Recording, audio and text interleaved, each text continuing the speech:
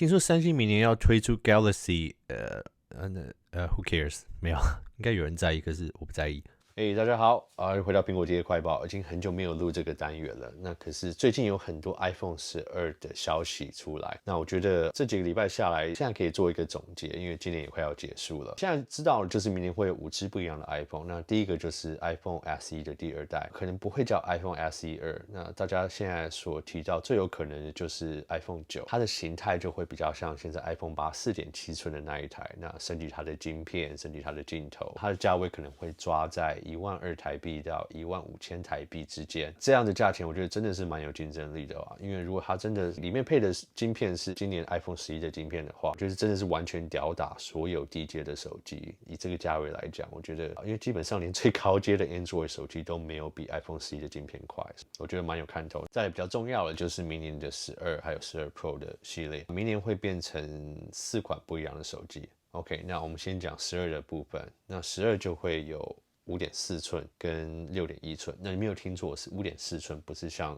这个 iPhone 的5.8寸。再来就是 Pro 的部分，12 Pro 跟 Pro Max 会变成6.1寸跟6.7寸。我个人最喜欢的尺寸，像今年11的话，11系列我最喜欢的尺寸是6.1寸。那可是选择上，我又想要用 Pro 系列，因为我想要试3颗不一样的镜头，选择就变成只有5.8寸跟6.4寸，对不对？我又不想再用5.8寸，因为我觉得，先前的用那个小一点尺寸的经验是它的电池续航力不太够，所以我想用大一点的。那最大就一定要选择到6.4寸。那其实以个人手感来讲，我手并不是那么大，我觉得6.1寸对我而言是最刚好，不管在重量和整体的平衡度来讲。所以明年这样的话，变成说，如果你想要选小一点的尺寸的人，那你可以有6.1寸；你有想要选 Pro，或是你不要 Pro， 那他们就有一个共同的尺寸。那如果你真的想要小一点的手机，说你真的就是想要轻便，你不想要那么大，你不想要那么重，那再给你小一点的5.4寸的选择，其实这样也蛮有道理的。OK， 那还有另外一个重点就是全部会换成 OLED 的萤幕，然后他们都会有5G， 12系列会用比较低阶的5G 晶片，然后12 Pro 跟 Pro Max 会再用高阶一点的。还有另外一个重点就是大家在传的，可是这个不一定会是明年的 iPhone， 这可能是2021年的 iPhone， 所以可能是13或是12S，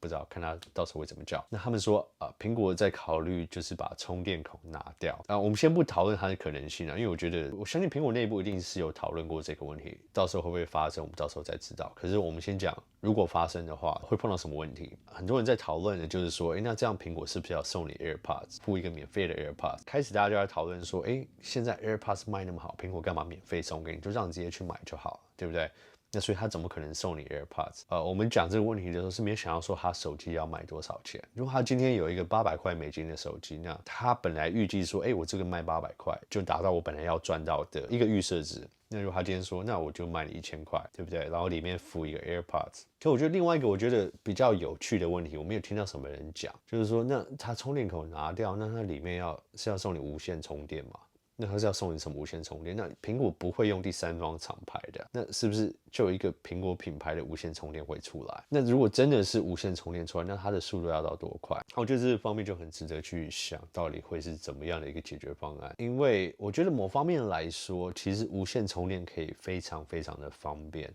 那重点是它普及性跟规格都要到一个程度嘛，对不对？你在外面很多公共区域如果有提供无线充电，他们大部分都是那种最低阶的屋咖啡厅IKEA 什么，在外面急要用的时候，你要带一个无线充电盘出去，其实蛮不方便的。那其实跟现在一条线，就算跟一个18瓦的充电头比起来，你要一个电线头，又要配一个无线充电器，这样感觉起来其实并不是很方便。那苹果在整体，它是希望说先去推动，就是这个无线充电的硬体在公共区域先有一个提升之后呢，他在做这个转变，还是他认为他今天走进这一步，或许苹果说，那我手机我支援器的规格，可是我支援要什么等级以上，然后进而去推动所有的咖啡厅、星巴克配备一个更高等的无线充电盘在里面，进而推动这种公共无线充电的一个普及性，然后让他们的成本可以降低这会不会是一个方向？我觉得也是有可能，因为其实苹果一做一个规格的选择，那个规格就会开始普及性大增。